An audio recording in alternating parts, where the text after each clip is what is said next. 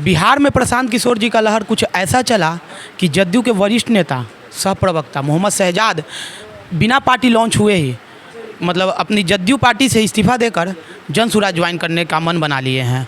आपको बता दें कि जनसुराज 2 अक्टूबर को लॉन्च होगी और 2 अक्टूबर को गांधी जयंती भी है। तो चलिए बात करते हैं कि आखिरकार प्रशांत किशोर में शहजाद भाई को ऐसा क्या दिखा कि अचानक से उन्होंने अपनी सत्ता वाली पार्टी को छोड़कर जनसुराज ज्वाइन करने का मन बनाया। नमस्कार भाई, मैं प्रकाश चंद्र बेखौफ आवाज़ में आपका स्वागत है। सर, ऐसा मतलब किस बात से आप प्रशांत किशोर के प्रभावित हो गए कि आपने जदयू छोड़ दिया? सबसे पहले आप जानिए, अभी आज आलमगंज में जनसुराज की एक मीटिंग यहाँ पे रखी गई थी और इस मीटिंग का मकसद ये है कि 1 सितंबर 2024 को बापू सभागार में 2 बजे वहाँ पे एक इंटायर बिहार के मुसलमानों के हक के लिए एक प्रोग्राम वहाँ पे कॉन्फ्रेंस रखा गया है, जिसके कॉन्फ्रेंस के सूत्रधार प्रशांत कुमार जी होंगे जनसुराज के।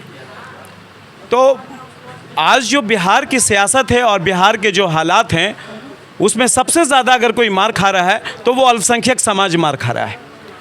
आज अल्पसंख्यक समाज की हालात इतनी दयनीय हो गई है कि आप सोच नहीं सकते हैं। जिस पे भरोसा करता है अल्पसंख्यक समाज, उससे उसको धोखा मिलता है। लगातार वो बिहार की सरजमी पे मुसलमान धोखा खा रहा है। 15 साल लालू यादव ने बिहार में सियासत किया। बिहार में सियासत करने के बाद उन्होंने भारतीय जनता पार्टी का डर भय दिखा करके लोगों से उन्होंने वोट लिया। जब यहाँ की आवाम और जनता को समझ में आया कि लालू यादव बिहार को नेस्त नाबूद कर रहे हैं, कानून की धज्जियाँ उड़ा रहे हैं, तो वो एक जनता दल यूनाइटेड की ओर टर्नअप किए और जनता दल यूनाइटेड को लगातार मुख्यमंत्री माननीय नीतीश कुमार को बनाया गया। मुख्यमंत्री जी अपनी कुर्सी के लिए दिन पर दिन लोभित होते गए और हालात ऐसा पैदा कर दिए कि बार बार वो कभी आरजेडी में जाते हैं, कभी भाजपा के साथ जाया करते हैं। बल्कि उनको ये भी समझ में नहीं आता है कि भारतीय जनता पार्टी के साथ जा रहे हैं तो समाज को क्या फ़ायदा हो रहा है और आरजेडी के साथ जा रहे हैं तो समाज को क्या फ़ायदा हो रहा है।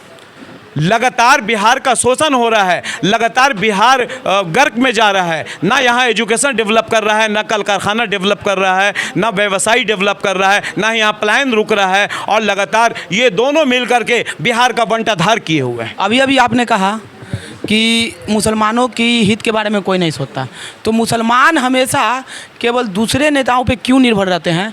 मुसलमान से कोई एक ऐसा नेता क्यों नहीं आता है जो मतलब मुसलमानों का मतलब भला करे? देखिए, सवाल ये है कि मुसलमानों की आबादी यहाँ पर 18 से 20% है। माननीय प्रशांत किशोर जी कहते हैं कि ओवैसी और हम में ज़्यादा का फ़र्क नहीं है। फ़र्क ये है कि ओवैसी कहते हैं मुसलमानों को कि 20% आपकी आबादी है, आप अपना लीडर खड़ा कीजिए।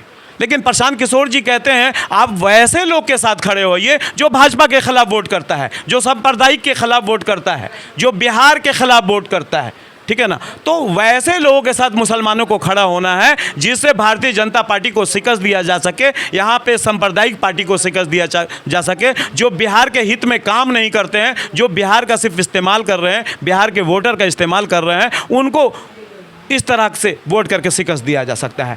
प्रशांत किशोर जी लगातार बिहार में कैंपेनिंग 2 साल से कर रहे हैं, अपनी बातों को रख रहे हैं। उन्हें कास्ट जात फैक्टर मैंने उनके लिए नहीं रखता है। वो फैक्टर रखते हैं कि आज बिहार में सबसे ज़्यादा पिछड़ा कौन है, तो दलित है, तो दलित को वो भागीदारी की बात करते हैं, अति पिछड़ा की बात करते हैं, मुसलमानों की बात करते हैं। खुलकर वो मुसलमानों की बात कर रहे हैं वो कि मैं उनका हक जो है 18 से 20% ऑफिशियली से लेकर के मिनिस्ट्री तक मैं उनको दूंगा। सत्ता में आने से पहले सब नेता बड़ा बड़ा दावा करता है कि हम ये करेंगे, वो करेंगे, प्लान रोक देंगे, रोजगार दे देंगे। क्या गारंटी है? इससे पहले भी बहुत ऐसे नेताएं आए हैं जो दावा किए हैं। क्या गारंटी है कि प्रशांत किशोर जी जो अभी दावा कर रहे हैं वो पूरा करेंगे?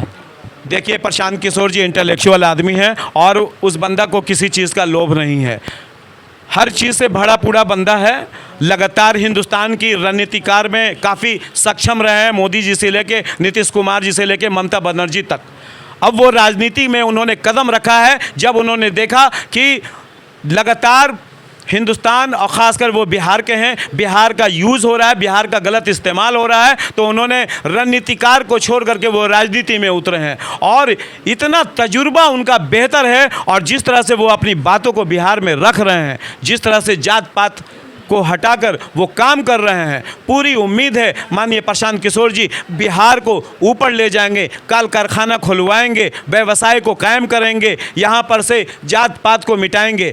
आज बिहार को अपना मुस्तकबिल चाहिए, बिहार को अपने बच्चे का मुस्तकबिल चाहिए, बिहार को अपने बच्चे का एजुकेशन चाहिए। जो प्रशांत किशोर जी कहते हैं वो बिल्कुल नहीं कहते हैं कि आप कास्ट पे अगर हम भूमियार हैं तो हमको वोट करिए। उनका कहना है जो एजुकेशन की बात करे, जो व्यवसाय की बात करें, आप उनको वोट करें। तो जनता ने लगातार आरजेडी को परखा, जनता दल यू को परखा, आज मैं क्यों ना प्रशांत किशोर जी को सपोर्ट करें। तो देखें कि अब ये बात हुई मोहम्मद शहजाद भाई से और इन्होंने अपना पक्ष रखा। तो आज की इस वीडियो में इतना ही, मिलते हैं अपनी अगली वीडियो में। धन्यवाद।